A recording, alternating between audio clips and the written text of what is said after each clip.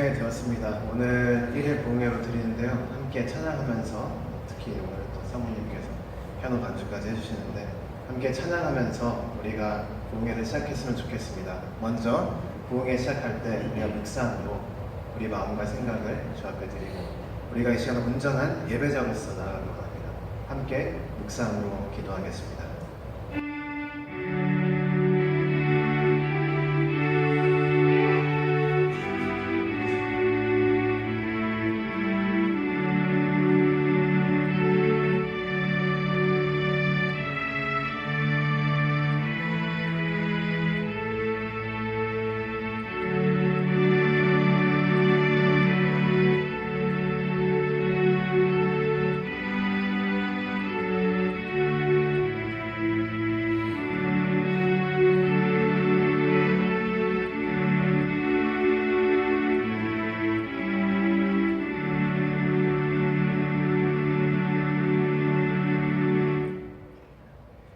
함께 찬송가 82장 찬양드리면서 오늘 예배 시작하도록 하겠습니다.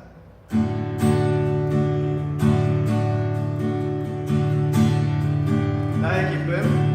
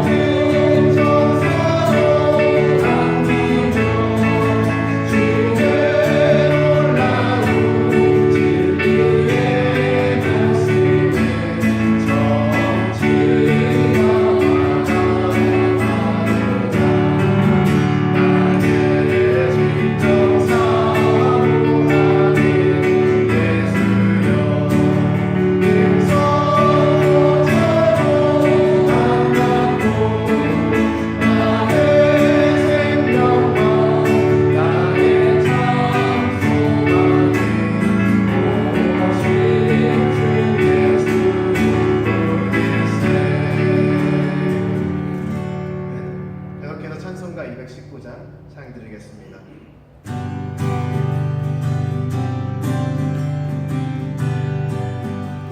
주의 음성을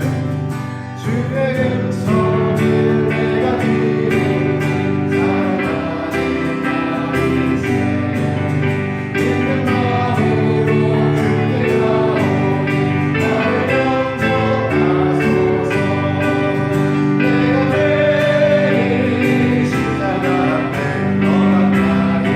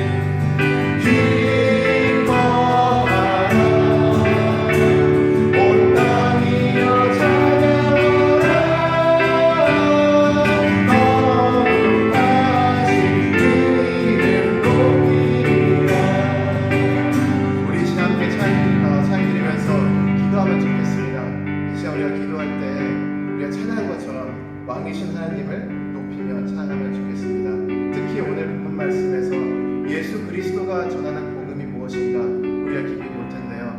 그 말씀 가운데 주님께서 은혜 주시길 간절히 간구하면서 왕이신 하나님 그리고 우리의 왕 되신 예수 그리스도께 감사드리고 예배 시간 기대하는 마음으로 예배 이 말씀 해달라고 함께 이 시간 통성으로 기도하겠습니다. 할렐루야. 하나님 감사합니다. 주님은 내가 우리가 이 시간 주 앞에 나와서 주님께 찬양드리고 기도합니다. 아버지 우리가 이 시간 정말 순수한 마음으로 주님의 마음으로 아버지 우리가 주의 말씀 앞에 돌리고 겸손히 나오시고 도와주시옵소서. 아버지 우리가 정말 주의 말씀 앞에서 나올 때 아버지 말씀의 능력 우리를 변화시켜주시고 그 말씀 앞에 우리가 무릎 꿇고 나아갈 때 그 말씀의 능력이 삶 가운데 나타나서 아버지 우리를 변화하고 제가 말하는 이 시간 주의 앞에 용서받고 정말 변화되어서 그리스도를 닮고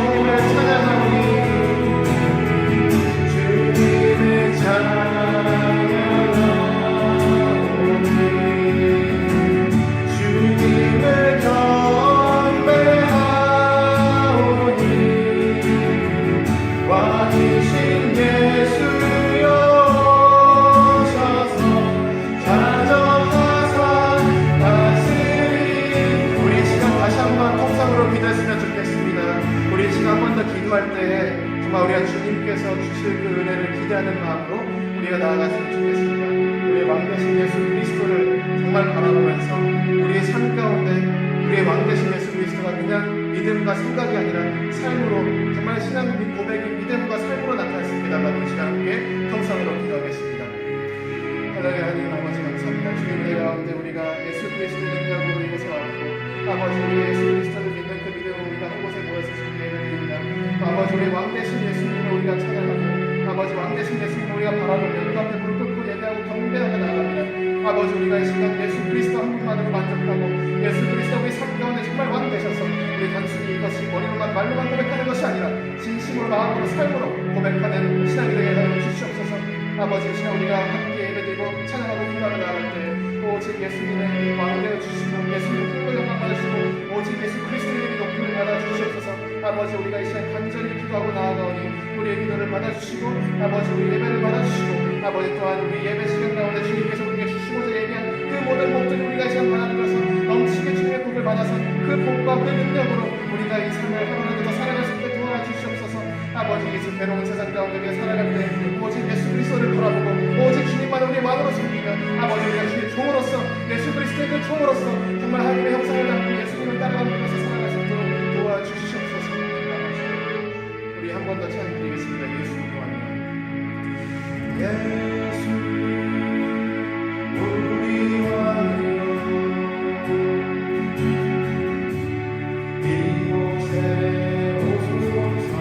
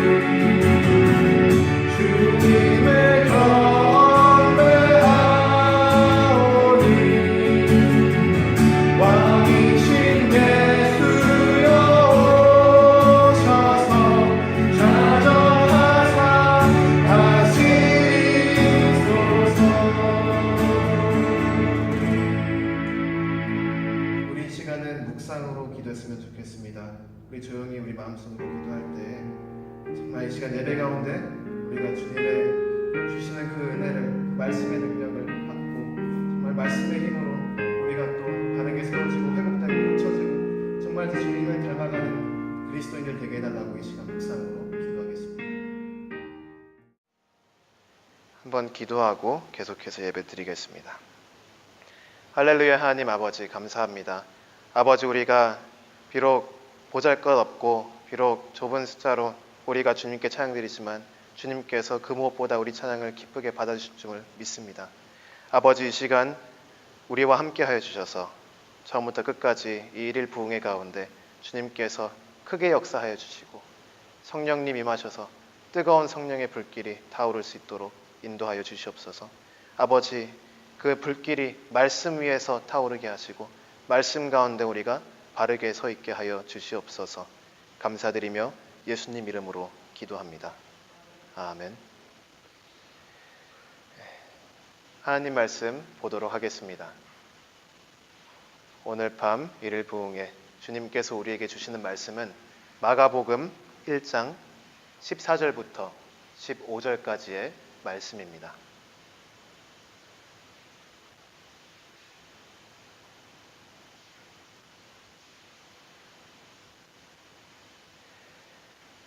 마가복음 1장 14절부터 15절까지 말씀, 우리 한 마음 한 목소리로 봉독하도록 하겠습니다. 요한이 잡힌 후 예수께서 갈릴리에 오셔서 하나님의 복음을 전파하여 가라사대 때가 찼고 하나님 나라가 가까웠으니 회개하고 복음을 믿으라 하시더라. 아멘. 복음이란 무엇인가? 이런 책 제목도 있죠. 이 복음이 무엇인지 우리가 정확히 아는 것이 굉장히 중요합니다. 왜냐하면 이 복음이라는 것은 기독교의 그 정체성의 가장 핵심되는 요소 중 하나이기 때문입니다. 예를 들어 복음이 없다고 얘기하고 복음을 믿지 않는 자가 그리스도인이 될 수 없는 것처럼, 그리고 그리스도인들이 복음을 전파하지 않고 복음이 없는 자들에게 전파하지 않는 것이 가능하지 않은 것처럼, 복음이라는 것은 그리스도인의 삶에 있어서 가장 핵심되는 요소 중 하나입니다. 그렇다면 이 복음이란 도대체 무엇일까? 우리가 질문을 물어볼 수 있죠. 이게 굉장히 중요한 개념이기 때문에 복음이라는 것은 정말 어린 주일학교부터, 또는 어릴 때부터 교회를 다니지 않았다면 새신자반을 들어와서 이렇게 가장 먼저 배우는 것이 복음입니다. 근데 이 복음이란 게 참 신기한 게, 이 복음을 정말 쉽게 요약하면 한마디로도 요약할 수 있고, 또 복음에 대해서 말하자면 끝도 없이 말할 수가 있는 것입니다. 복음이라는 것이 도대체 무엇이기에 이렇게 기독교의 핵심 위치에 자리 잡고 있고, 또한 복음이라는 게 무엇이기에 이렇게 교회가 힘써서 복음을 가르치려 하는가? 우리는 복음이 무엇인지 바르게 알고 복음에 대해서 깊이 깨달음이 있어야 합니다. 물론 가장 기본 중에 기본이 되는 교리이기 때문에 여기 계신 여러분 모두 다 복음에 대해서는 익히 알고 계실 거라 믿습니다. 정말 짧게 요약하자면 예수 믿고 천국 가자, 이런 식으로 요약할 수 있지 않겠어요? 근데 거기서 하나씩 풀다 보면 이 예수 믿는다는 게 무엇인지, 그리고 천국 간다는 게 무엇인지, 예수 믿고 천국 가면 그 다음에 우리가 어떻게 살아야 되는지, 믿는 것이 일순간에 일어나는 것인지 계속 지속되는 것인지, 천국은 도대체 지금 이미 와 있는 것인지 앞으로 올 것인지, 죽은 다음에 바로 천국 가는지 아니면 없는지, 그런 질문들이 많이 있잖아요. 그러니까 이 간단하게 말하자면 정말 어린아이들도 쉽게 이해할 수 있는 내용이 복음이고요. 설명을 하자면 그 어느 대학자도 끝이 없이 설명할 수 있는, 그리고 그거를 차마 다 설명할 수가 없는 깊은 진리가 담긴 것이 복음입니다. 오늘 본문 말씀은 예수님께서 그 사역을 첫 시작할 때에 예수님께서 세례 요한에게 요단강에서 세례를 받으시고, 그 다음에 성령님의 이끌림을 받아서 저 멀리 광야로 가서 시험을 받으셨죠. 그 뒤에 이제 돌아오셔서 갈릴리 그 바닷가에 가셔서 처음으로 이제 사역을 시작하시면서 예수님의 사역을 요약한 것이 오늘 본문 말씀 마가복음 1장 14절과 15절 말씀입니다. 그런데 흥미롭게도 예수님께서 하신 사역이 뭐냐? 우리가 본문 말씀 보니까 예수님이 이 갈릴리 지역에 오셔서 하나님의 복음을 전파했다, 이렇게 얘기하고 있죠. 예수님께서 첫 번째로 하신 것이 하나님의 복음을 전파한 것입니다. 그리고 그 다음에 이 전파된 복음의 내용이 무엇인가? 정말 짧고 간략하게 마가가 요약하죠. 15절 보니까 가라사대 때가 찼고 하나님 나라가 가까웠으니 회개하고 복음을 믿으라 하시더라. 이것이 예수님께서 전파하신 복음의 내용입니다. 이 복음의 내용이 도대체 뭐길래 이렇게 간단하게 표현이 될 수 있으면서도, 또한 예수님께서 사역하신 그 3년간의 사역을 다 담아낼 수 있을까? 이런 질문을 가지고 우리가 오늘 이 말씀을 봤으면 좋겠습니다. 오늘 이 본문 말씀을 통해서 우리는 복음을 이미 알지만, 이미 익숙하지만, 그래도 그 가운데 더 깊이 들어가서 더 깊은 차원의, 더 은혜로운 차원의 복음에 대한 이해가 있기를 주님의 이름으로 축원합니다. 따라서 오늘 저는 본문 말씀을 통해서 예수님이 전파한 복음이라는 제목으로 하나님 말씀을 선포하도록 하겠습니다. 예수님께서 전하신 이 복음의 말씀, 때가 찼고 하나님 나라가 가까웠으니 회개하고 복음을 믿으라. 딱 네 파트로 나눠져요. 첫 번째, 때가 찼고, 두 번째, 하나님 나라가 가까웠으니, 세 번째, 회개하고, 네 번째, 복음을 믿으라.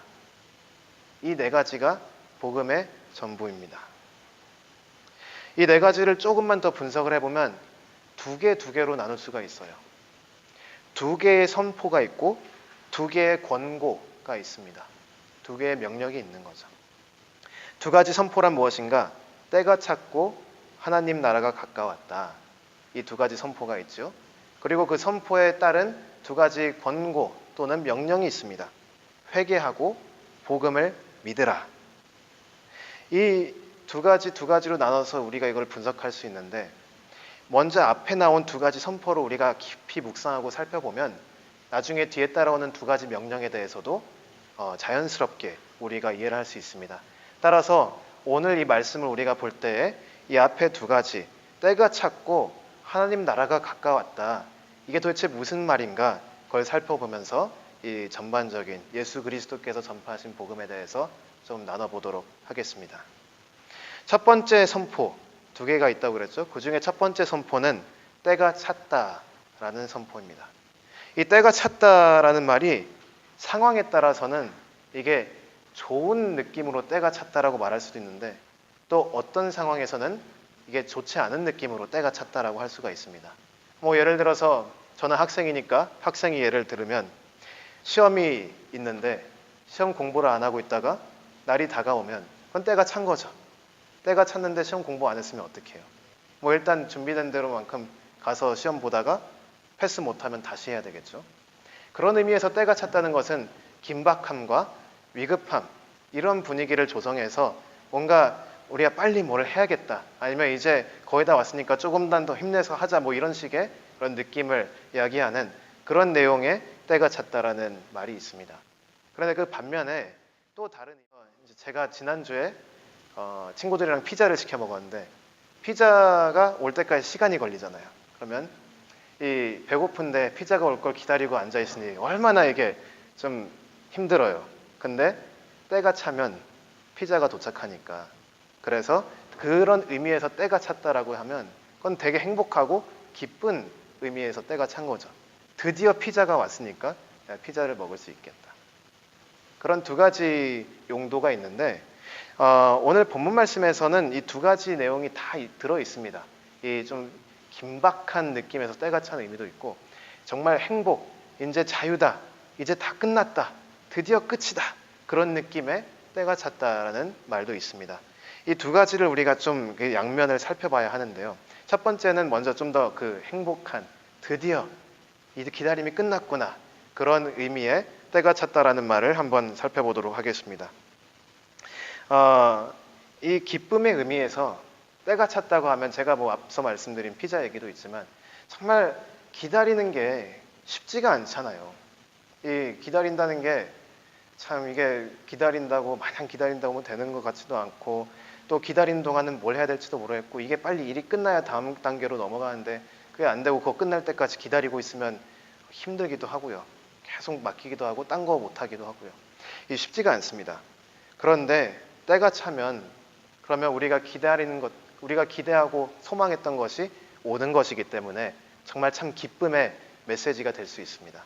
이 때가 찼다는 말이 구약 사람들에게, 특히 이스라엘 사람들에게는 굉장한 기쁨의 메시지가 됩니다. 우리가 성경 말씀을 좀 봐야 되는데요. 성경책이 있으면 저와 같이 성경책을 좀 찾아보면서 이 성경 처음부터 끝까지, 창세기부터 신약 말씀까지 왜 이 때가 찬 게 기쁨의 메시지인지 한번 좀 살펴보도록 하겠습니다. 먼저 베드로전서 1장 10절부터 12절을 우리가 봤으면 좋겠습니다. 베드로전서 1장 10절부터 12절 말씀은 사도 베드로가 이 구약에 있는 사람들, 그리고 유대인들이 뭘 그렇게 간절히 기다려왔는가, 그리고 도대체 무슨 때를 기다리고 있었는가에 대해서 이야기를 하는 내용이거든요. 베드로전서 1장 10절부터 12절 말씀 제가 한번 읽도록 하겠습니다. 이 구원에 대하여는 너희에게 임할 은혜를 예언하던 선지자들이 연구하고 부지런히 살펴서 자기 속에 계신 그리스도의 영이 그 받으실 고난과 후에 얻으실 영광을 미리 증거하여 어느 시 어떠한 때를 지시하는지 상고하니라. 이 섬긴 바가 자기를 위한 것이 아니요 너희를 위한 것임이 계시로 알게 되었으니 이것은 하늘로부터 보내신 성령을 힘입어 복음을 전하는 자들로 이제 너희에게 고한 것이요 천사들도 살펴보기를 원하는 것이니라. 아멘. 베드로는 옛날 예언자들 그리고 선지자들이 무언가를 굉장히 열심히 연구하고 뭔가 부지런히 살폈다고 얘기를 해요. 근데 뭐냐면 그들은 몰랐지만 그들 안에 계신 그리스도의 영이 그 선지자들 마음속에 앞으로 뭔가 대단할 게 올 것이라는 것을 얘기를 한 거죠. 그러니까 이 선지자들이 대부분 성경에 있는 선지자들은 힘들 때, 힘들 시기에 이렇게 사역을 했거든요. 그러니까 그 고통 가운데에 뭔가 올 것이다. 이 문제로부터 우리를 해방해 줄 무언가가 올 것이다라는 그런 생각과 그런 믿음이 있었어요. 근데 그게 뭔지는 정확히 몰랐죠. 예수님이 오시기 전이니까 자기는 뭔가 오시긴 하는데 이게 뭘까? 이런 의문을 가지고 11절 끝에 보니까 어느 시 어떠한 때를 지시하시는지 상고하니라. 깊이 연구를 했다는 거죠. 도대체 이 기쁨의 날이 도대체 언제 올까? 어느 시기에 어느 때에 도대체 이게 올까? 정말 그 깊이 묵상하고 찾았던 이 구약의 선지자들에 대한 얘기를 베드로가 하고 있습니다. 그리고 심지어 12절 마지막 쪽에 보니까 천사들까지도 살펴보기를 원하는 것이니라. 천사들까지도 계속 이 기대를 하는 거예요. 도대체 뭘까? 언제 이게 일어날까? 언제쯤 이게 다 풀릴까? 이런 기대를 가지고 정말 열심히 연구하고 봤지만 아쉽게도 이 구약의 선지자들은 예언의 차원에서 정도만 알 수 있었지 실제로 오신 그리스도를 살아있어서 본 게 아니잖아요. 그러니까 얼마나 안타까워요, 어떤 면에서는. 그런데 이들이 기다리고 있었던 때가 있다는 거예요. 그 때가 어느 때냐? 오늘 본문 말씀 예수님께서 말씀하신 것처럼 때가 찼다. 지금 이 순간이다. 내가 왔다. 예수님께서 얘기하시는 거죠. 그러니까 구약에 있는 많은 사람들이 이 때가 차기를 기다렸는데 실제로 대부분 다 죽었어요. 나이가 들어서. 그 때를 보지 못하고 그 간절하게 기대하고 기다렸던 것을 이 복음서에서 이 때가 돼서야 드디어 볼 수 있게 된 것입니다. 한 구절 더 볼게요. 신약에서 사도행전 3장 22절부터 24절 말씀이에요. 사도행전 3장 22절부터 24절까지 말씀. 누가가 사도행전을 쓰면서 여기 3장에 기록한 내용이 앞서 우리가 베드로전서 1장에 본 내용과 굉장히 비슷합니다. 사도행전 3장 22절부터 24절 말씀 보면 이렇게 써 있어요. 모세가 말하되 주 하나님이 너희를 위하여 너희 형제 가운데서 나 같은 선지자 하나를 세울 것이니 너희가 무엇이든지 그 모든 말씀을 들을 것이라. 누구든지 그 선지자의 말을 듣지 아니하는 자는 백성 중에서 멸망받으리라 하였고 또한 사무엘 때부터 om으로 말한 모든 선지자도 이 때를 가리켜 말하였느니라. 모세 때부터 이미 이스라엘 백성들이 선지자들이 무언가가 올 것을 알았고 그 때를 간절히 기다렸다는 것을 우리가 사도행전 3장을 통해서 볼 수가 있습니다. 여기 보면 모세 때부터 이미 계속해서 이들이 기다렸다 얘기를 하는데 근데 이게 가만히 성경을 놓고 보면요. 단순히 모세 때부터가 아니에요. 실제로 이 기다림의 시작은 그보다 훨씬 더 뒤로 갑니다. 우리 함께 창세기 3장 보도록 할까요? 창세기 3장 14절부터 15절에 보면 이 기다림이 언제부터 시작됐는가 우리가 볼 수가 있어요. 창세기 3장 14절부터 15절 말씀 이렇게 기록되어 있습니다. 여호와 하나님이 뱀에게 이르시되 내가 이렇게 하였으니 내가 모든 육축과 들의 모든 짐승보다 더욱 저주를 받아 배로 다니고 종신토록 흙을 먹을지니라. 내가 너로 여자와 원수가 되게 하고 너희 후손도 여자의 후손과 원수가 되게 하리니 여자의 후손은 내 머리를 상하게 할 것이요 너는 그의 발꿈치를 상하게 할 것이니라 하시고. 창세기 3장은 원죄가 나오는 장입니다.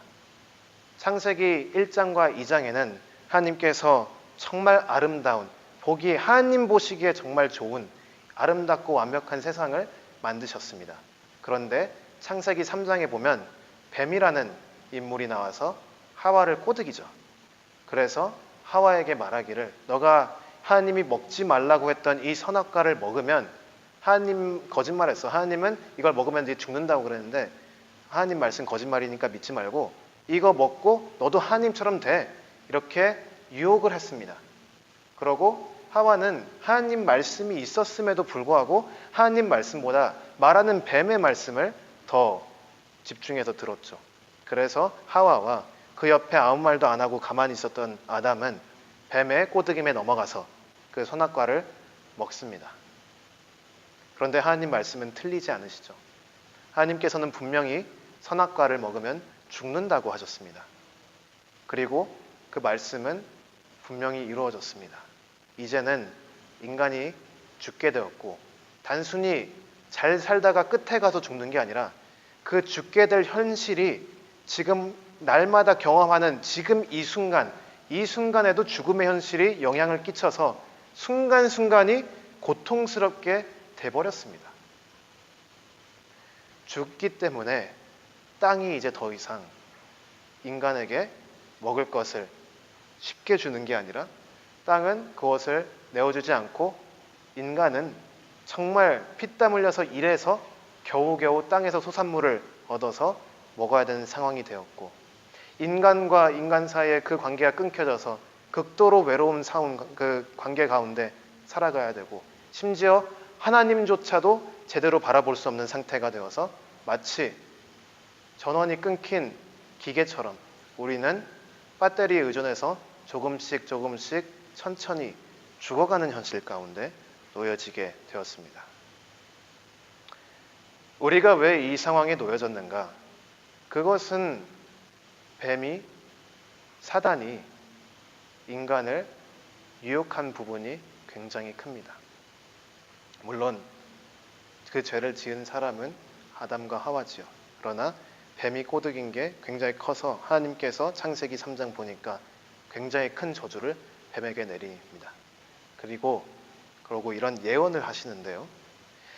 말씀 다시 한번 볼게요. 15절 말씀 보니까 내가 너로 여자와 원수가 되게 하고 너희 후손도 여자의 후손과 원수가 되게 하리니 여자의 후손은 네 머리를 상하게 할 것이요 너는 그 발꿈치를 상하게 할 것이니라 하시고. 이게 하나님께서 인간에게 주신 복음의 약속입니다. 이게 왜 복음이냐면 이 여자와 뱀이 원수가 되어서 정말 먼 훗날, 아담과 하와는 알 수가 없어요. 도대체 몇백 년, 몇천 년, 몇만 년 뒤에 이게 일어날지 몰라요. 그러나 먼 훗날 여자의 후손으로 어떤 한 아이가 태어날 건데 그 아이가 사단의 머리를 쳐서 죽일 것이라고 하나님께서 약속하시는 것입니다. 그때가 되면 이 원죄의 문제가 해결될 것이라는 거죠. 그런데 아쉽게도 아담과 하와는 이게 올 날을 살아서 보지 못하고 죽었습니다.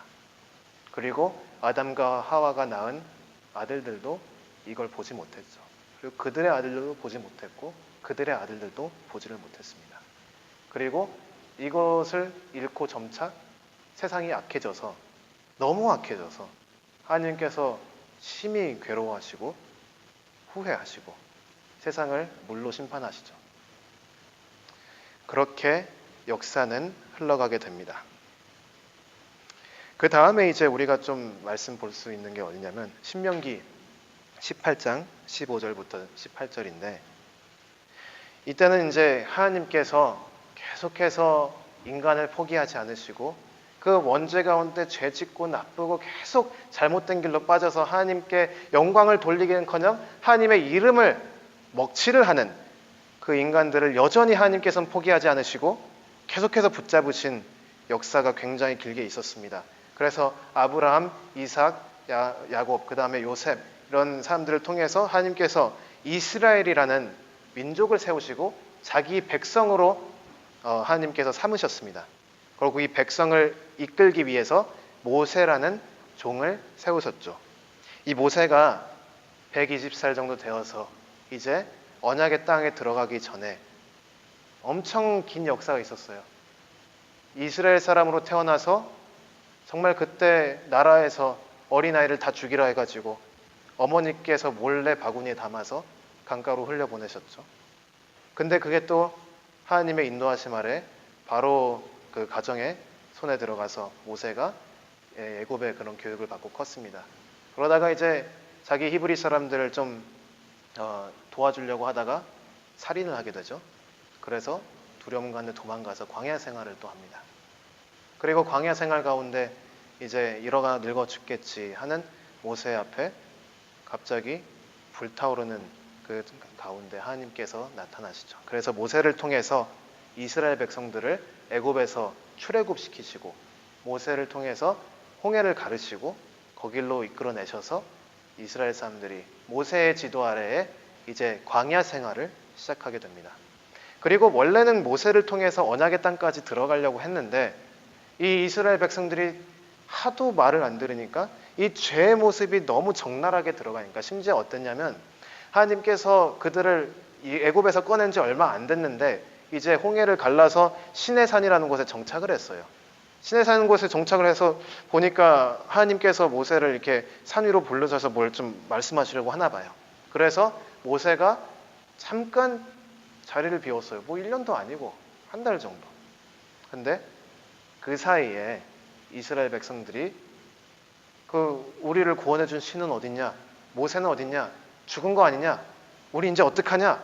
우리를 이끌어줄 뭔가를 보여달라라고 아론에게 이제 막 닥달을 합니다. 그러니까 아론이 이 그들의 금귀걸이 이런 걸 다 모아가지고 뭐 자기 말로는 불에 던졌더니 금송아지가 튀어나왔다 이렇게 얘기를 하는데 금송아지를 만들어서 금송아지를 야훼 하나님, 구원주 하나님으로 춤추고 있는 것입니다. 그 정도로 이스라엘 백성들이 약했어요. 그러니까 하나님께서 그 광야 출애굽 1세대 사람들은 언약의 땅에 들어가지 못하게 막았어요. 그들이 다 죽기까지 40년이 걸렸어요. 그래서 40년 동안 광야를 돌아다녔습니다. 모세는 들어갈 수 있었는데 모세도 마지막에 실수를 하죠. 분노 가운데 하나님 말씀대로 행동하지 않고 이 지팡이로 돌을 2번 치는 사건이 있습니다. 하나님께서 그냥 그렇게 하지 말라고 하셨는데 그래서 거기서 모세가 이제 하나님께 혼나고 모세도 언약의 땅에 들어가지 못한다 얘기를 하셨죠. 어쨌든 그래서 이제 언약의 땅에 들어가지는 못하고 신명기는 이제 언약의 땅에 들어가기 바로 직전에 이제 여호수아를 후계자로 세우고 마지막으로 한 번 더 하나님의 말씀을 이스라엘 백성들에게 가르치고 권면하는 그런 내용이 신명기 내용입니다. 그 신명기의 18장 15절부터 18절에 보면 이렇게 기록되어 있어요. 네 하나님 여호와께서 너희 중 내 형제 중에서 나와 같은 선지자 하나를 너를 위하여 일으키시리니 너희는 그를 들을지니라. 이것이 곧 내가 총회의 날에 호렙산에서 너희 하나님 여호와께 구한 것이라. 곧 네가 말하기를 나로 다시는 나의 하나님 여호와의 음성을 듣지 않게 하시고 다시는 이 큰 불을 보지 않게 하소서. 두렵건대 내가 죽을까 하나이다 하매 여호와께서 내게 이르시되 그들의 말이 옳도다. 내가 그들의 형제 중에서 너와 같은 선지자 하나를 그들을 위하여 일으키고 내 말을 그 입에 두리니 내가 그에게 명하는 것을 그가 무리에게 다 고하리라. 하나님께서 호렙산에서 주신 약속이죠. 하나님께서 모세와 같은 선지자를 세워주시겠다 이야기를 합니다. 모세는 누구였냐면 그 당시 이스라엘 백성들에게 하나님의 대변인이었습니다.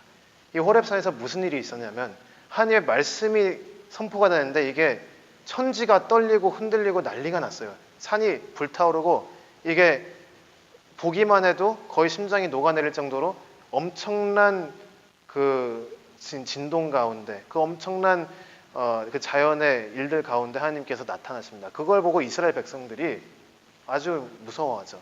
내가 이 하나님의 음성을 2번 들었다면 진짜 죽겠다. 심장마비 걸려서 쓰러지겠다. 그래서 모세에게 간절히 간구합니다.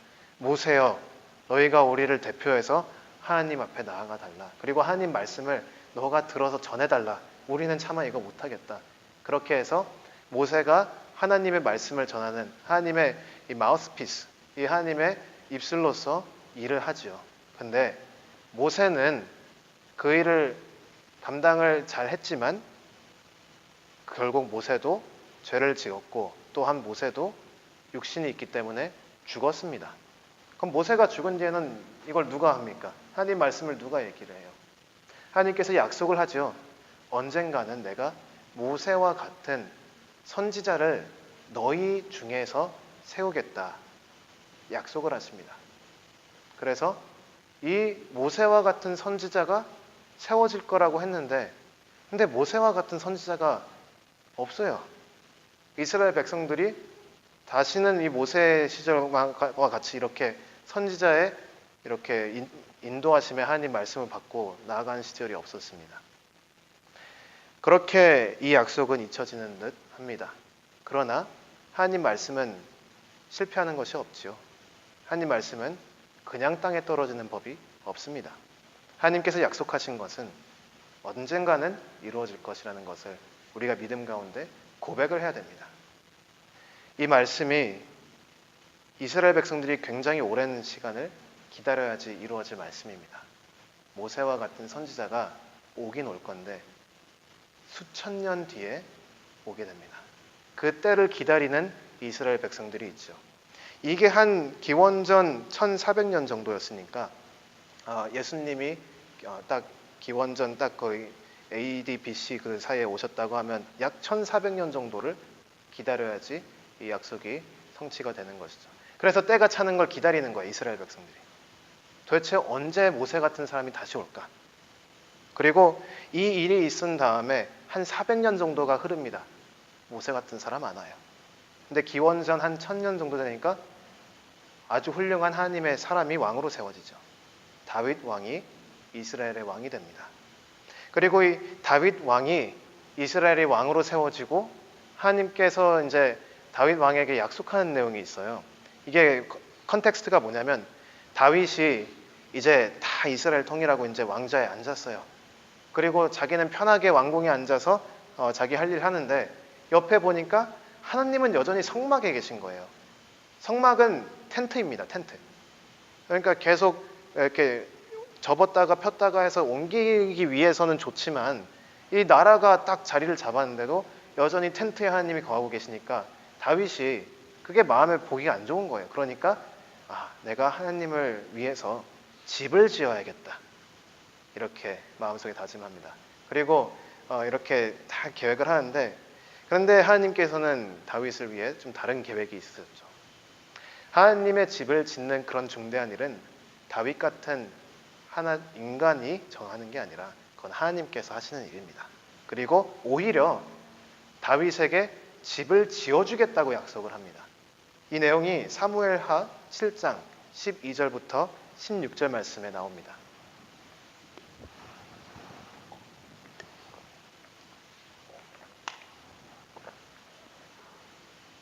사무엘하 7장 12절부터 16절 말씀 보면 이렇게 기록되어 있어요. 내 수완이 차서 내 조상들과 함께 잘 때에 내가 네 몸에서 날 자식을 네 뒤에 세워 그 나라를 견고케 하리라. 저는 내 이름을 위하여 집을 건축할 것이요 나는 그 나라 위를 영원히 견고케 하리라. 나는 그 아비가 되고 그는 내 아들이 되리니 저가 만일 죄를 범하면 내가 사람 막대기와 인생 채찍으로 징계하려니와 내가 네 앞에 패한 사울에게 내 은총을 빼앗은 것 같이 그에게서는 빼앗지 아니하리라. 네 집과 네 나라가 네 앞에서 영원히 보존되고 네 위에 영원히 견고하리라 하셨다 하라. 하나님의 말씀입니다. 여기서 다윗의 몸에서 나온 아들을 통해서 성전을 건축하겠다. 이거를 바로 그냥 그 문맥상에서 이해하면 솔로몬 왕이죠. 왜냐하면 다윗의 아들 다윗과 바세바 사이의 그 아들 솔로몬이 왕이 돼서 성전을 건축하는가요? 근데 내용을 자세히 보면 이게 솔로몬이 이거를 다 할 수가 없어요. 왜냐하면 특히 16절 같은 데 보면 네 나라가 네 앞에서 영원히 보존된다. 그리고 내 위가 영원히 경고하리라.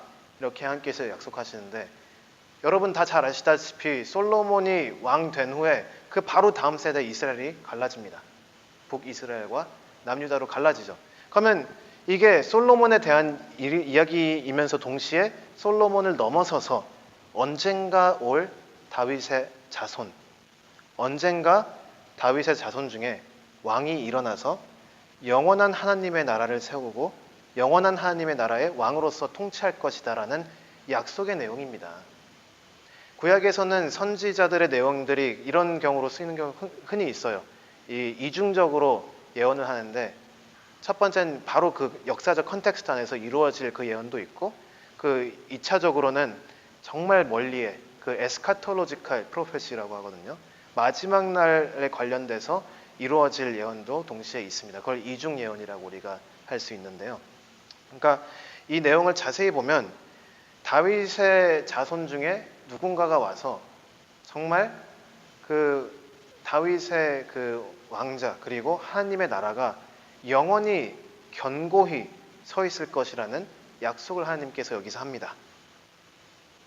그런데 솔로몬은 아니에요. 왜냐하면 솔로몬은 한 세대 만에 나라를 반으로 쪼갰으니까요.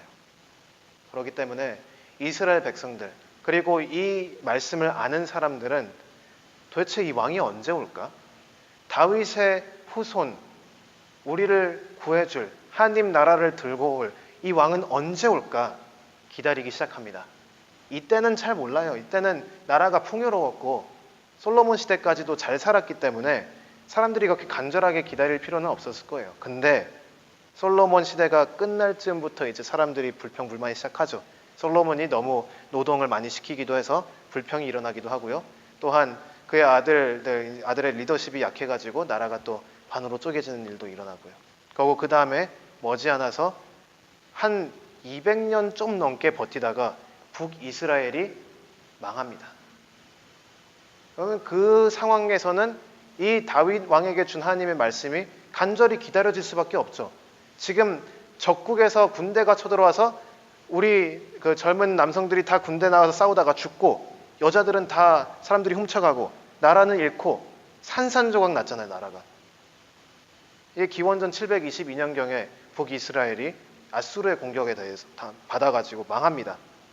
근데 그때에도 하나님은 약속의 말씀을 줘요.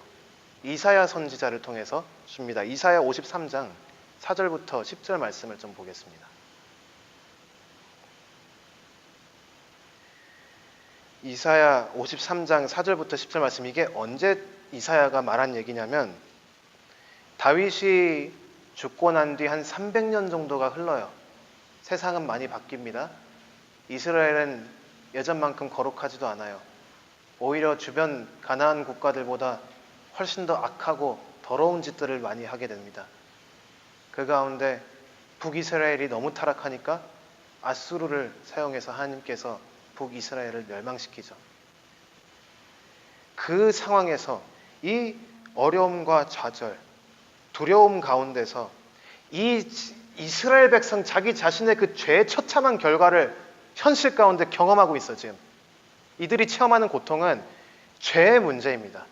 하나님을 버리고 자기 마음대로 살고 오직 하나님만 의지하는 것이 아니라 이 주변 국가들 하는 대로 따라하고 하나님만 의지하는 것이 아니라 하나님의 그 이상한, 하나님께서 성전은 여기 두라고 했는데 이상한 자기만 성전을 막 만들고 하나님의 성전뿐만 아니라 이 주변 국가의 우상까지 이렇게 가져와 가지고 섬기고 있는 북이스라엘 나라가 그 죄의 결과로 하나님이 멸망시키십니다.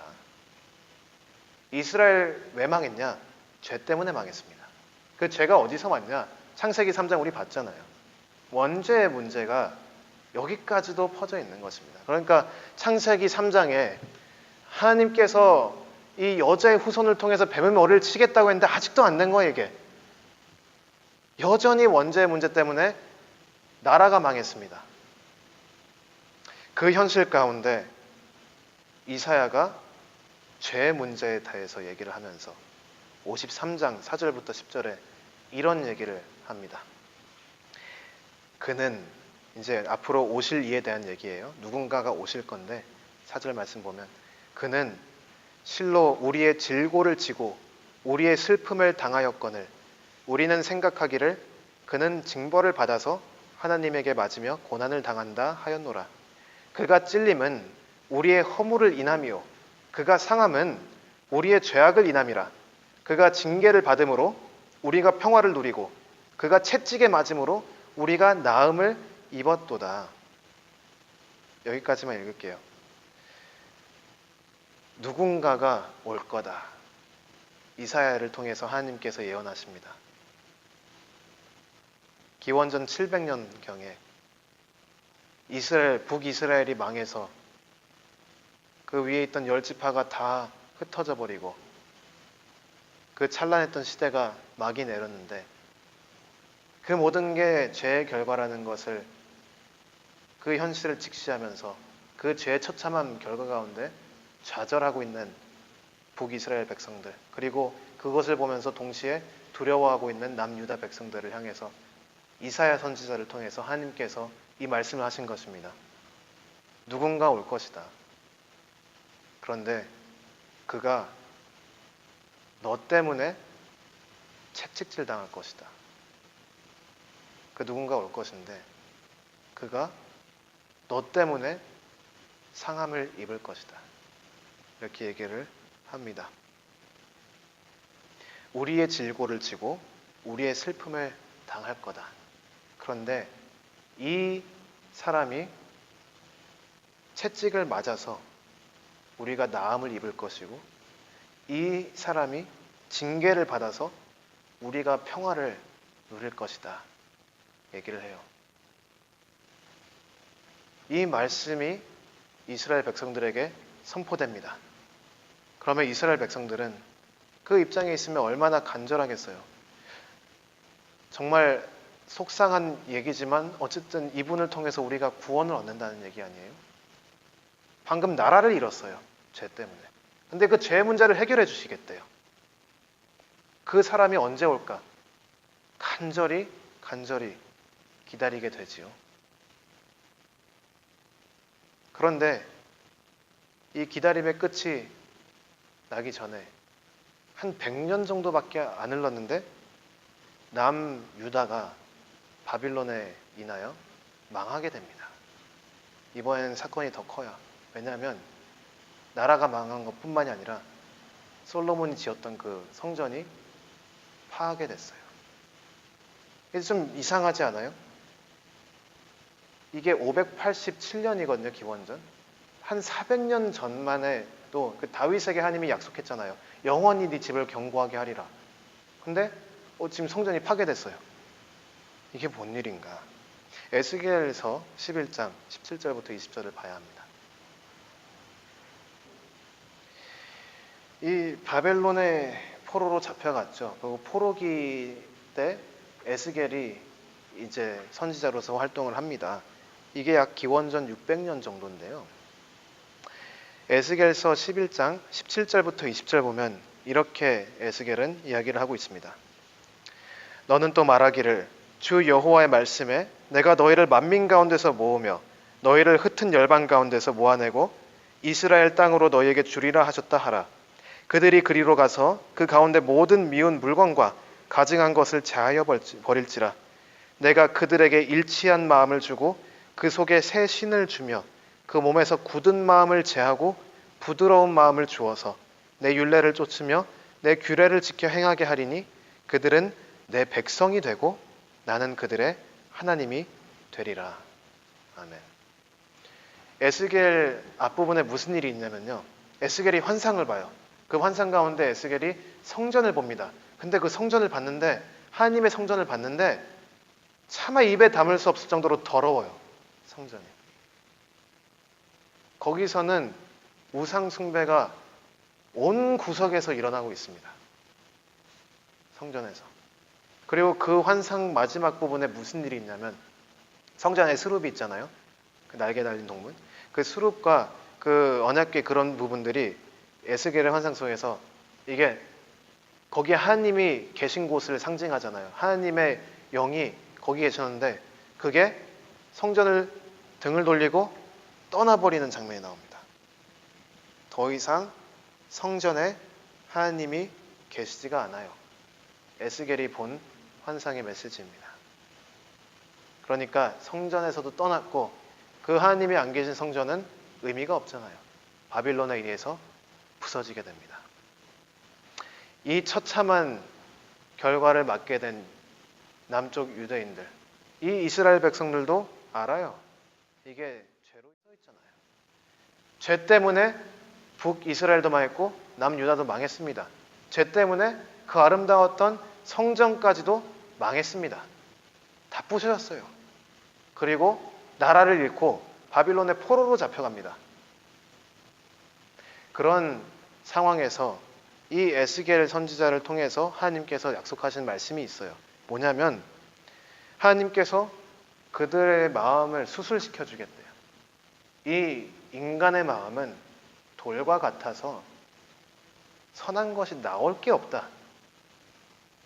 그래서 내가 수천 년을 기회를 줬는데도 용서를 했는데도 그리고 심지어는 죄를 지었을 때 회개할 방법까지도 내가 레위인들 통해서 줬는데도 그거를 안 하고 죄로 향해서 달려가다가 죽는다. 사람 마음이 돌과 같아서 선한 게 나올 게 없는 거예요. 그런데 그 굳은 마음을 제하고 flesh, 영어로 하면 heart of flesh, 여기는 부드러운 마음이라 서 있지만 살로 만들어진 심장을 주겠다고 하나님께서 약속을 합니다. 그렇게 되면 그 살로 만든 심장을 받게 되면 무슨 일이 있냐? 20절 보니까 그들이 드디어 내 율례를 쫓으며 내 규례를 지켜 행하게 하리니 그들은 내 백성이 되고 나는 그들의 하나님이 되리라. 드디어 그 하나님이 전적으로 은혜로 주셔야 돼요. 근데 우리가 지금 심장이 돌과 같아서 죄밖에 안 나와요. 선한 거를 하려고 해도 그 의도 가운데 또 죄 짓고 있어요. 그게 인간의 연약함입니다. 그런데 하나님께서 전적인 은혜로 우리 심장을 통째로 바꿔오셔 버리시면 그때서야 우리가 하나님 말씀에 순종하고 하나님의 참된 백성이 되고 하나님께서 정말 우리의 아버지 하나님 되신다는 것을 지금 에스겔서를 통해서 이야기를 하고 있죠. 그런데 그때가 언제냐? 에스겔도 모릅니다. 그냥 하나님이 말씀 주시니까 선포는 하는데 그리고 그때가 당장 내일이면 좋겠는데 근데 아쉽게도 에스겔도 그때를 보지 못하고 하나님 곁으로 가죠. 그게 기원전 600년 정도입니다. 그리고 한 100년이 흘러요.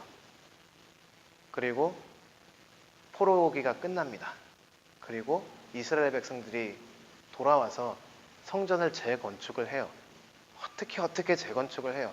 이 느헤미야 리더십도 많았고 뭐 선지자들의 도움도 있었는데 어찌어찌 재건축을 하긴 해요. 그런데 이게 재건축을 했으면 뭔가 일어나야 되는데 근데 뭐가 없어요. 별로. 뭐가 없습니다. 뭘까? 그리고 심지어 재건축이 된 다음에 하나님 말씀이 끊깁니다. 침묵이 있어요. 약 500년 정도.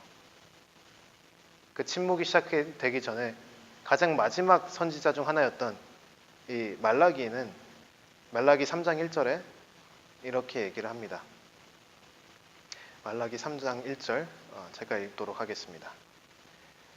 만군의 여호와가 이르노라 보라 내가 내 사자를 보내리니 그가 내 앞에서 길을 예비할 것이요 또 너희의 구하는 바 주가 호련히 그 전에 임하리니 곧 너희의 사모하는 바 언약의 사자가 임할 것이라.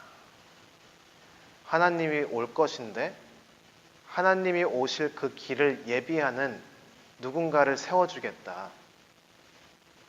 이게 약속의 말씀입니다. 누군가가 와서 하나님이 오실 그 길을 예비하고 그 길 가운데 하나님께서 오실 것이라는 약속을 해요. 말라기에서. 그래서 약속이 있으니까 사람들은 기대하죠. 나라도 잃고 포로로 잡혀갔다 어찌어찌 돌아와서 성전 재건축까지 했는데 아무것도 안 일어나잖아요. 그런데 선지자 말라기를 통해서 하나님께서 이런 얘기를 하시니까 기다려지는 거죠. 누굴까? 누군가가 언젠간 올 건데 그분이 오면 하나님의 길을 예비할 것이고 그 하나님의 길이 예비되면 하나님이 와서 드디어 우리를 구원해 주실 것이다. 약속의 말씀 얻어요. 근데 그렇게 구약은 끝납니다. 더 없어요. 그리고 하나님 말씀이 끊겼어요. 500년 정도. 500년의 긴 침묵의 시간이 끝나고 히브리서 1장 1절부터 2절을 보면 그 침묵이 어떻게 끝나는지 나옵니다. 다시 신약으로 돌아가서 히브리서 1장 1절부터 2절을 제가 한번 읽도록 하겠습니다. 옛적에 선지자들로 여러 부분과 여러 모양으로 우리 조상들에게 말씀하신 하나님이 이 모든 날 마지막에 아들로 우리에게 말씀하셨으니 이 아들을 만유의 후사로 세우시고 또 저로 말미암아 모든 세계를 지으셨느니라. 아멘. 하나님께서 옛적에 선지자들을 통해 말씀하셨다면 이제는 아들이 오셔서 아들로 말씀을 하십니다. 그 말씀이신 예수님께서 마가복음 1장 14절부터 15절 오늘 본문 말씀에 본 내용을 보니까 사역을 시작하는데 사역을 처음 시작하면서 한 게 뭐냐면 복음 선포고 그 복음의 선포의 가장 첫 번째 말이 뭐냐면 때가 찼다. 이스라엘 백성들 입장에서 한번 서보세요. 이게 얼마나 큰 복음인가. 때가 찼구나. 창세기 3장부터 기다려왔던 그때예요. 그때가 드디어 찼다.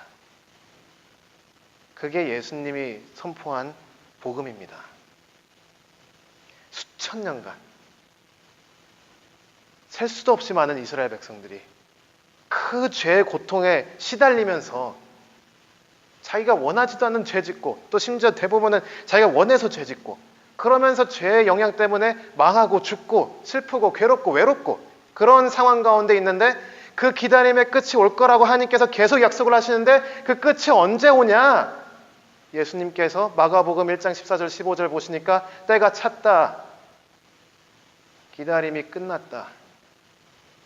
하나님께서 선지자들을 통해서 지금 너희들에게 그렇게 약속한 그 분이 오셨다. 그분은 예수 그리스도. 아멘. 이것이 복음의 내용입니다.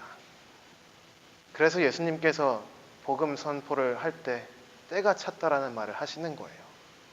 자, 두 번째 선포가 있어요. 때가 찼다 한 다음에 바로 하시는 말씀이 이 하나님 나라가 가까웠다 라고 선포를 하시죠. 때가 차면 무슨 일이 일어나는가?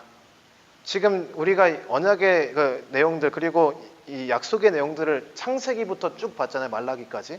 구약에 있는 하나님의 약속하신 그 내용들은 보면 이게 정리가 잘 안 되는데 예수님께서 그 모든 거 한마디로 요약하세요. 하나님 나라가 임한다. 이스라엘 백성들이 기다리는 게 뭐냐? 그들이 때가 차면 뭘 그렇게 간절히 기다렸냐? 하나님 나라가 역사하시는 것을 그들은 간절히 기다린 것입니다. 그리고 예수님께서 때가 찼다라고 선포하시면서 하시는 말씀이 하나님의 나라가 가까웠다. 이렇게 말씀을 하시는 것이죠. 하나님 나라가 가까이 왔다는 게 뭘까? 예를 들어서 1000년 전에 다윗에게 약속한 그 하나님 나라가 있죠. 영원한 나라, 영원한 왕, 그 언젠가 보내주실 그분을 통해서 정말 그 하나님 나라가 영원하게 견고히 서리라 약속을 했는데 그 나라가 왔다는 거예요. 그리고 이 나라 가운데서는 죄의 문제가 해결됩니다. 하나님 나라에서는 이 죄의 문제가 해결이 된다고요. 이스라엘을 망하게 했던 게 뭐냐면 죄의 문제거든요. 창세기 3장부터 뭐가 잘못됐냐면 죄가 잘못된 거거든요. 근데 그 죄를 해결하는 것이 이 하나님 나라 가운데서 이루어지는 거예요. 그래서 이 나라에는 이사야 53장 우리가 바꿔도 봤죠. 누군가가 우리 죄 때문에 고통을 받을 건데 그 고통 때문에 우리가 구원을 얻을 것이다. 평화를 누릴 것이다. 나음을 입을 것이다. 얘기했잖아요. 누군가가 와서 완벽한 제사장으로 완벽한 제물로서 우리를 속죄하신다는 말이죠. 그게 하나님 나라 안에 있다는 말입니다.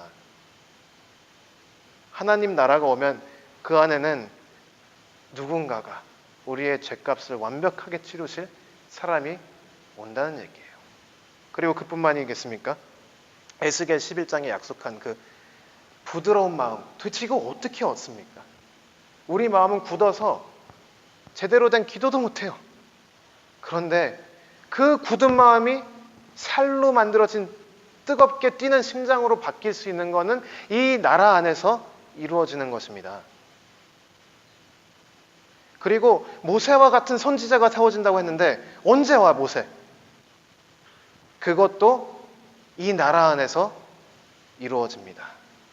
그리고 말라기 3장에 말씀하신 우리가 이제 하나님의 백성이 될 거라고 약속하셨는데 하나님께서 우리를 이 하나님 나라의 백성으로 부르시잖아요. 이 하나님 나라가 이 모든 걸 다 이루는 겁니다. 그리고 그 나라가 있으면 왕이 있어야 되잖아요. 나라의 가장 중심에는 한 분의 왕이 계신데 그 왕이 누구냐? 예수 그리스도라는 거죠. 예수 그리스도가 구약의 모든 기다림의 성취입니다. 이 죄 문제 때문에 괴로워하던 그 사람들을 드디어 살릴 수 있는 그 핵심 키, 예수 그리스도가 그들의 치료라는 겁니다. 우리는 누구입니까? 우리는 이제 그리스도인이라고 우리 자신을 자칭을 하지 않습니까? 그리스도는 예수님이 누구인지 설명하는 단어예요.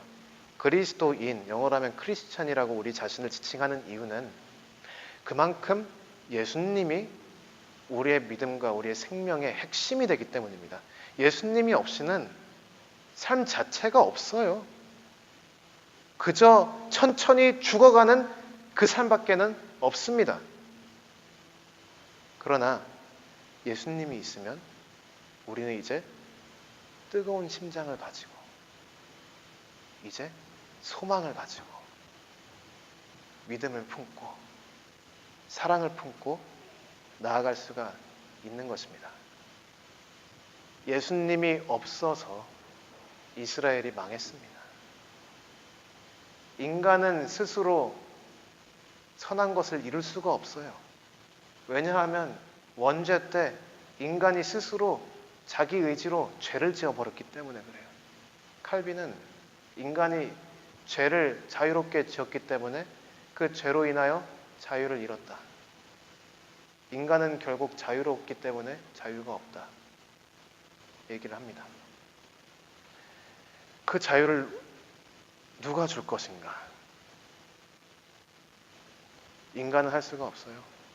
심지어 다윗 왕도 할 수가 없어요. 모세도 할 수가 없어요. 이사야 선지자도 할 수가 없습니다. 오직 하나님이신 예수 그리스도께서 오셔야 이게 해결이 됩니다.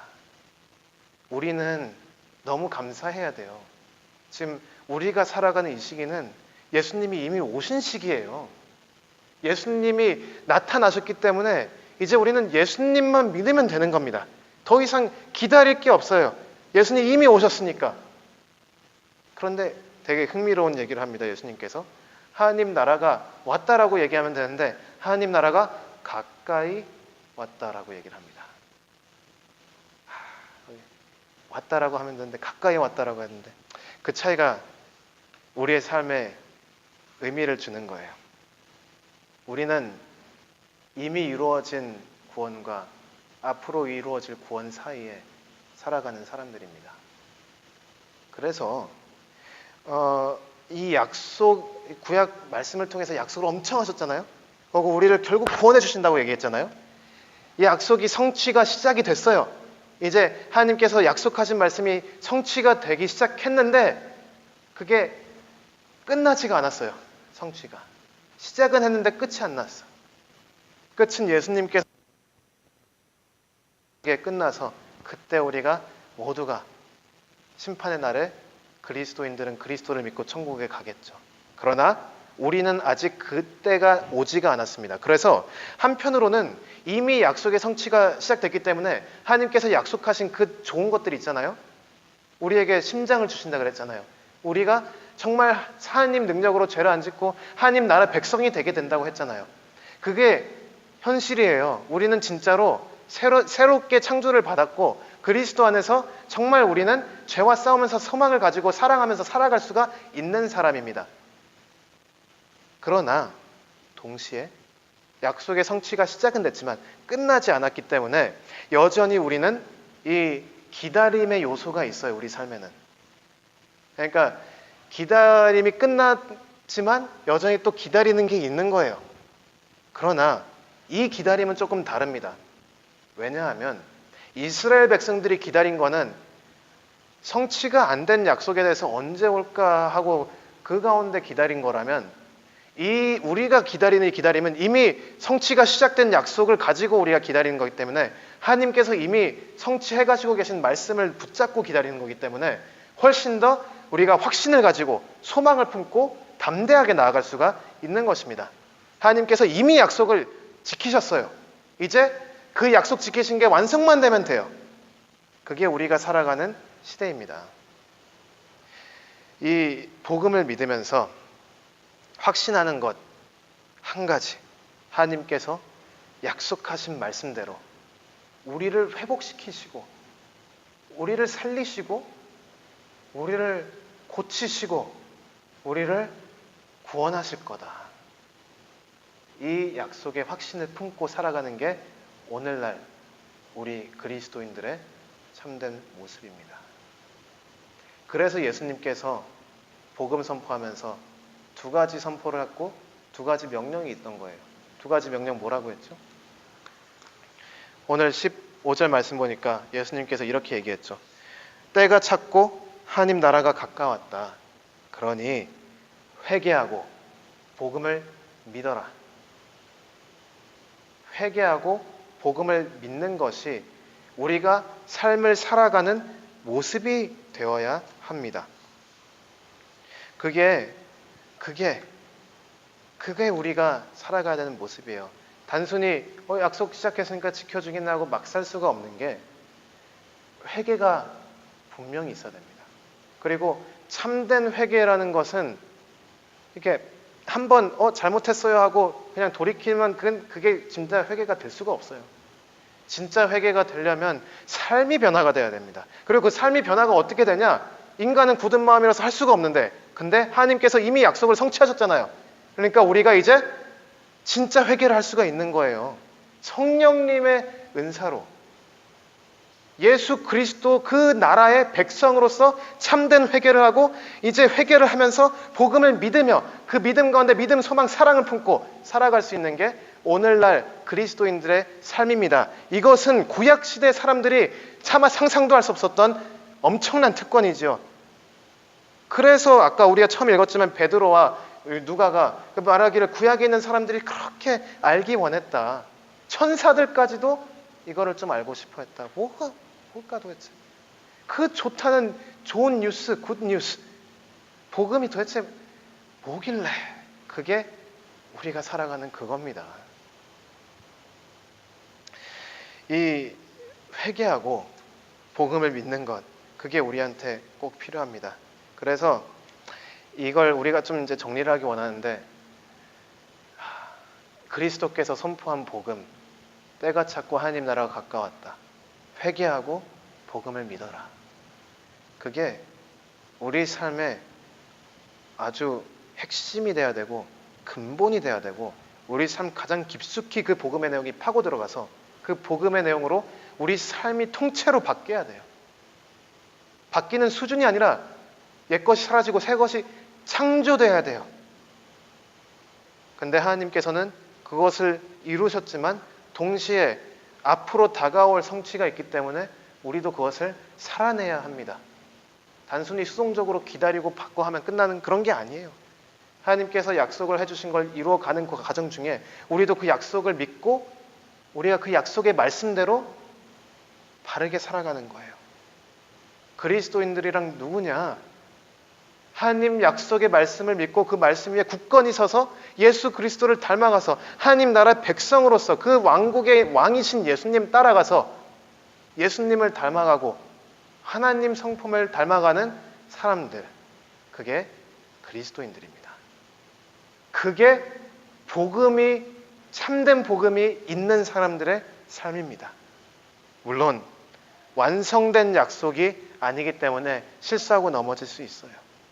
그러나 시작된 약속이기 때문에 언젠가는 약속이 완전히 성취될 것이고 언젠가는 우리의 승리가 올 것입니다. 이거 하나만 확신할 수 있어요. 우리가 지금 당장 실수하고 넘어지고 또 그럴 수 있지만 결국은 최후에서는 우리가 승리한다. 이것을 이 예수 그리스도의 복음 가운데 우리가 확신할 수가 있는 것입니다. 삶의 고통, 삶의 슬픔, 삶의 어려움, 고난, 아픔, 괴로움, 이것들이 이미 해결되었고 또 앞으로도 해결될 것입니다. 이게 예수 그리스도가 선포한 복음입니다. 때가 찼고 하나님 나라가 가까웠으니 회개하고 복음을 믿어라. 아멘. 이것이 예수님께서 선포하신 복음입니다. 이 말씀 따라 회개하고 복음을 믿는 우리 피스메이커 모든 교우 여러분들 되시기를 주님의 이름으로 간절히 축원합니다. 우리 이 시간 함께 기도하면 좋겠습니다. 기도할 때 예수님께서 선포한 그 복음의 말씀, 예수님께서 그 오랜 기다림 끝에 때가 왔다, 때가 찼다, 하나님 나라가 가까이 왔다, 복음의 말씀 선포하지 않았습니까? 그 복음의 말씀이 우리 심장 가장 깊은 곳에 들어가 우리의 마음과 생각과 행동과 삶을 통째로 바꿔버리는 그 역사가 우리 삶 가운데 매일매일 일어나기를 우리가 이 시간 간절한 마음으로 통성으로 기도하겠습니다.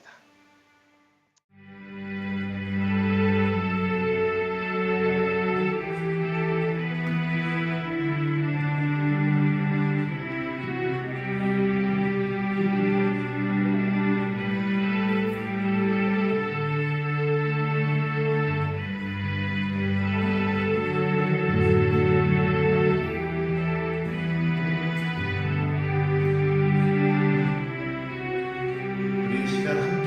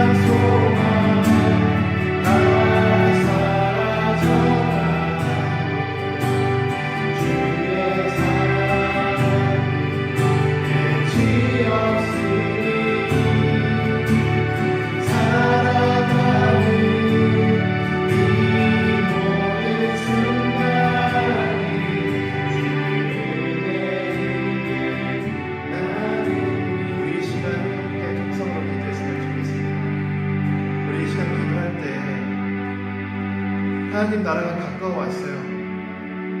그래서 우리는 이미 이루어진 약속을 붙잡고 살지만 또 앞으로 이루어질 약속을 기대하면서 살아가요.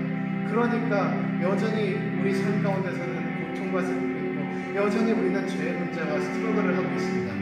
그런데 하나님께서 약속을 예수 그리스도 안에서 성취하셨습니다. 예수 그리스도는 우리를 바꾸십니다. 예수 그리스도는 우리를 변화시키십니다. 그 그리스도의 은혜가 우리 삶 가운데 있어서 비록 세상 소망이 다 사라져가도 예수 그리스도 그 은혜와 그 복음 그 하나만 우리가 붙잡고 힘차게 나가는 아름다운 그리스도인들 되게 달라고 이 시간 우리 간절하게 통성으로 기도하겠습니다. 할렐루야. 하나님 아버지, 주님께서 우리에게 말씀 주시고 또한 주님께서 우리에게 이 예수 그리스도를 통해서 공유하라고 주시니 감사합니다. 아버지, 우리는 연약하오니 주님께서 우리를 바꿔주시고 우리를 보호해주시고 우리를 이끌어주시지 않으면 우리는 너무나 쉽게 무너지고 아버지 죄 가운데 빠져서 아버지 낙심하고 절망하고 아버지 그러고 있습니다. 아버지, 우리 연약한 우리를 고쳐주시고 아버지, 우리가 정말 예수 그리스도 한 분만으로 만족하게 하시고 오직 예수 그리스도만을 바라보고 그 가운데 소망을 품고 예수님의 사랑이 우리 마음 가운데 넘쳐서 아버지 그 사랑으로 말미암아 우리가 하나님을 사랑하고 이웃을 사랑하는 우리 참된 그리스도인들 될 수 있게 하여 주시옵소서. 아버지, 세상에는 그 어떤 소망도 없습니다. 아버지, 세상은 죄 가운데 괴로워하고 있고 우리가 세상을 붙잡고 나아가려고 하면 우리는 연약하기 때문에 아버지 그저 무너질 수밖에 없습니다. 아버지, 그러나 우리는 오직 예수 그리스도만을 붙잡고 나아가게 하여 주시옵소서. 흔들리지 않고 오직 예수 그리스도만 붙잡고 나아가게 하여 주시옵소서. 아버지, 예수님만 우리가 바라보고 나아갈 수 있게 도와주시옵소서. 주여, 우리가 오직 예수님의 은혜를 아버지 의지하고 그 은혜로 말미암아 우리가 변화되고 우리가 정말 하나님의 종으로서 하나님 나라의 백성으로서 이 땅 가운데 살아갈 수 있게 하여 주시옵소서. 오래디 그러나 약계신 주님의 그 나라 가운데 우리가 나라를 선포하며 살아가는 주의 참된 백성들 되게 하시고 하나님 아버지, 예수 그리스도께서 선포하신 그 복음의 말씀이 우리 마음 가운데 깊숙이 박혀서 그 복음의 능력으로 우리 삶이 변화되고 날마다 예수 그리스도를 선포하고 예수 그리스도를 따라가는 하나님의 복음을 선포하는 우리 그리스도인들이 되게 하여 주시옵소서.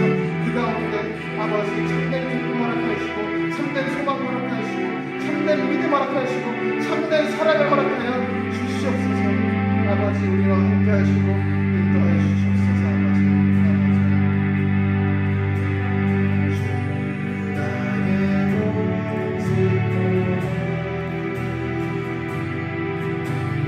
상한 나의 마음 보시네.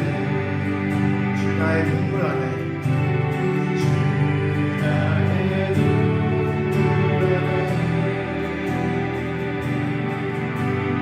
홀로 울던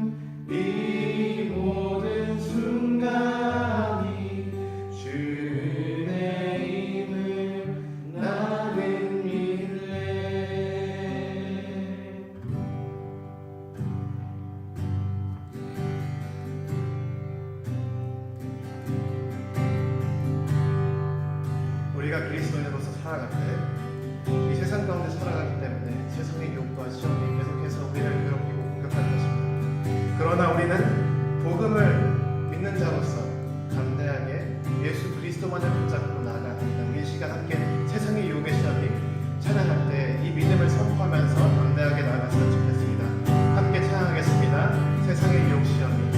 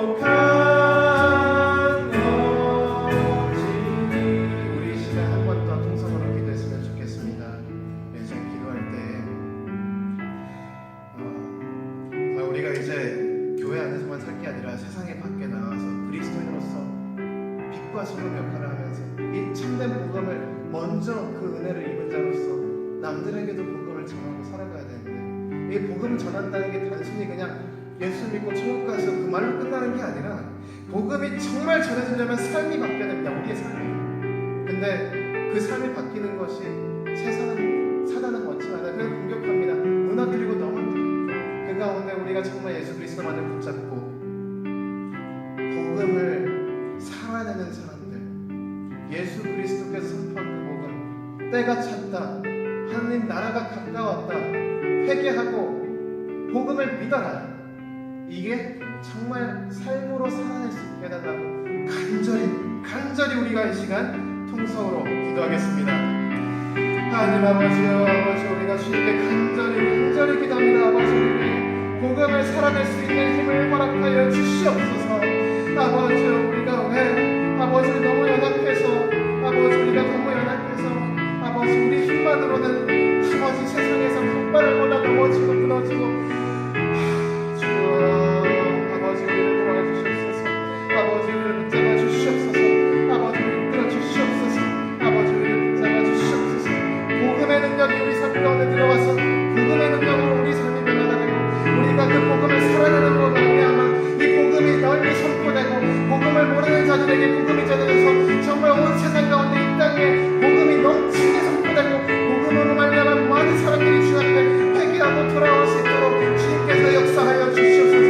그 가운데 우리의 길을 막는 사단의 그런 모든 방해를 주님께서 물리쳐 주시고 아버지께서 우리에게 힘주사 우리가 시험을 이기고 아버지 우리가 참된 그리스도로서 거룩하게 예수 그리스도를 따라서 살아갈 수 있게 하여 주시옵소서. 아버지 우리는 연약하지만 예수님께서 주시는 그 능력이 있기에 우리가 승리하고 나아가는 것을 확신하고 이 시간 주님께 간절히 기도합니다. 아버지께서 우리 기도를 들으시고 응답하여 주시고 우리를 변화시켜 주시옵소서. 아버지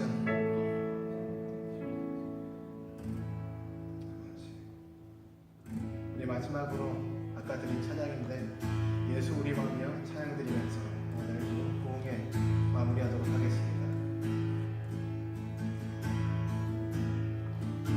예수 우리 왕 예수 우리 왕 이곳에 오소서